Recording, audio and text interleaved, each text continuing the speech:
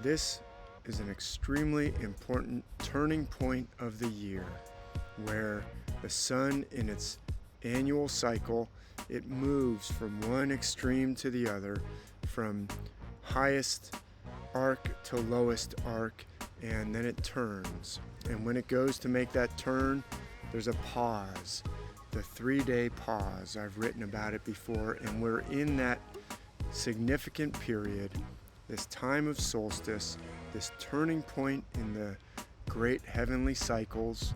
Cultures on every island and inhabited continent are using this same system in their ancient myths and sacred stories, and it uses this cycle of the year and this great turning point to dramatize truths about what's going on inside of us. The turning point of the year, which is a rebirth of the sun, and it uses that metaphorically and esoterically to talk about a second birth. It's not just a second physical birth, of course. It's actually a spiritual birth, but more importantly, it is about recovery of self. The turning point and the second birth have to do with recovery of our deeper self that gets buried.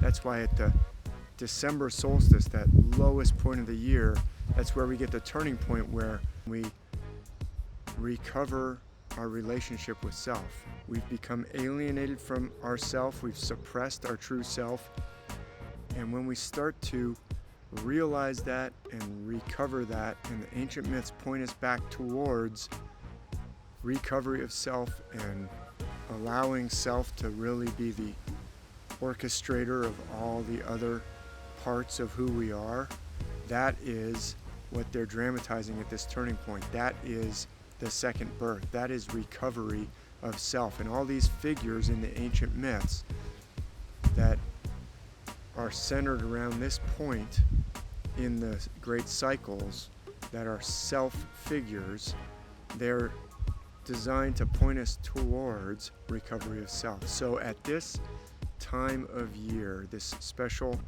pause, I hope for you that you too can take a pause and contemplate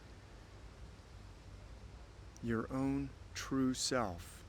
It's actually something that we can do every single day, but the ancient myths in particular dramatize that rebirth, that reconnection at this time of year. And that is my sincere hope for all of you, everyone watching, for all of us, because that is what we most need.